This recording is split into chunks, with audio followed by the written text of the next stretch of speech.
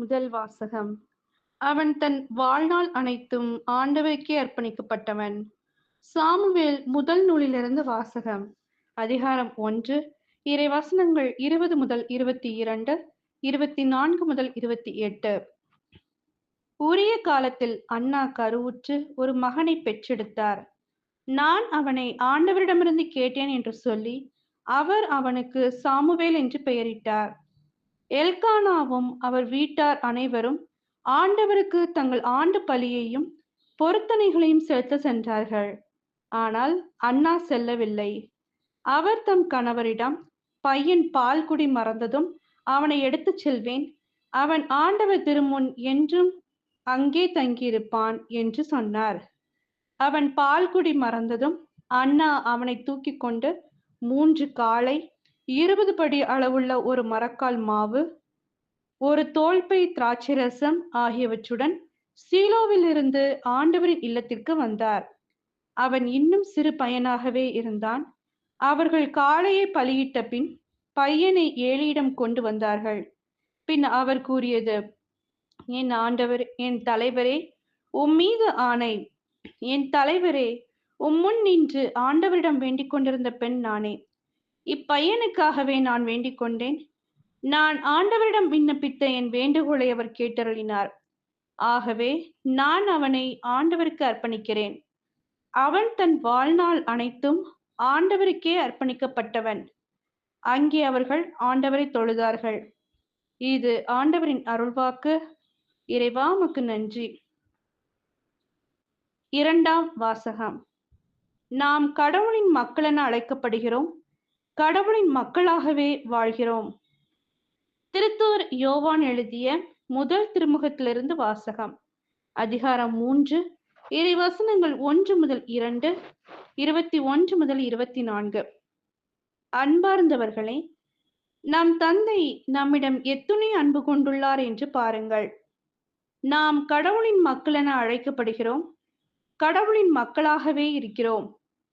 உலகம் அவரை அறிந்து கொள்ளாததால் தான் நம்மையும் அறிந்து கொள்ளவில்லை.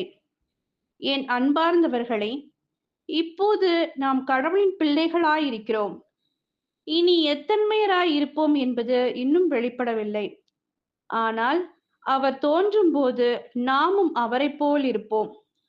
ஏனெனில் அவர் இருப்பது போல் அவரை காண்போம். அன்பார்ந்தவர்களே, நம் மனச்சான்று நாம் குற்றவாளிகள் என தீர்ப்பளிக்காதிருந்தால் நாம் கடவுள் திருமுன் உறுதியான நம்பிக்கை கொண்டிருக்க முடியும். அவரிடம் நாம் எதை கேட்டாலும் பெற்றுக்கொள்வோம். ஏனெனில் அவர் கட்டளைகளை கடைபிடிக்கிறோம். அவர் திருமுன் அவருக்கு உகந்தவற்றையே செய்து வருகிறோம். கடவுள் நமக்கு கொடுத்த கட்டளைப்படி அவருடைய மகன் இயேசு கிறிஸ்துவிடம் நம்பிக்கை கொண்டு ஒருவர் மற்றவரிடம் அன்பு செலுத்த வேண்டும். இதுவே அவரது கட்டளை. கடவுளுடைய கட்டளை கடைபிடிப்பவர் அவரோடு இணைந்திருக்கிறார். கடவுளும் அவரோடு இணைந்திருக்கிறார். கடவுள் நம்மோடு இணைந்திருக்கிறார் என்பதை அவர் நமக்கு அருளிய தூய ஆவியால் அறிந்து கொள்கிறோம். இது ஆண்டவரின் அருள்வாக்கு. இறைவா உமக்கு நன்றி. நற்செய்தி வாசகம். போதகர்கள் நடுவில் அமர்ந்திருந்த இயேசுவை அவருடைய பெற்றோர் கண்டுகொள்கின்றனர். லூக்கா எழுதிய தூய நற்செய்தியிலிருந்து வாசகம். அதிகாரம் 2, இறைவசனங்கள் 41 முதல் 52. ஆண்டுதோறும் இயேசுவின் பெற்றோர் பாஸ்கா விழாவை கொண்டாட எருசலேமுக்கு போவார்கள். இயேசுவுக்கு 12 வயது ஆனபோது வழக்கப்படி விழாவை கொண்டாட எருசலேம் சென்றனர். விழா நாட்கள் முடிந்து அவர்கள் திரும்பிய போது சிறுவன் இயேசு எருசலேமில் தங்கிவிட்டார். இது அவருடைய பெற்றோருக்கு தெரியாது. பயணிகள் கூட்டத்தில் அவர் இருப்பார் என்று எண்ணினர். ஒரு நாள் பயணம் முடிந்த பின்பு உறவினரிடையேயும் அறிமுகமானவர்களிடையேயும் அவரை தேடினர். அவரை காணாததால் அவரை தேடிக்கொண்டு எருசலேமுக்கு திரும்பி சென்றனர். 3 நாட்களுக்கு பின் அவரை கோவிலில் கண்டார்கள். அங்கே அவர் போதகர்கள் நடுவில் அமர்ந்து அவர்கள் சொல்வதை கேட்டுக்கொண்டும் அவர்களிடம் கேள்விகளை எழுப்பிக் கொண்டும் இருந்தார். அவற்றை கேட்ட அனைவரும் அவருடைய புரிந்து கொள்ளும் திறனையும் அவர் அளித்த பதில்களையும் கண்டு மலைத்து போயினர். அவருடைய பெற்றோரும் அவரை கண்டு வியப்பில் ஆழ்ந்தனர். அப்பொழுது அவருடைய தாய் அவரை நோக்கி, மகனே, ஏன் இப்படி செய்தாய்? இதோ பார், உன் தந்தையும் நானும் உன்னை மிகுந்த கவலையோடு தேடிக்கொண்டிருந்தோமே என்றனர்.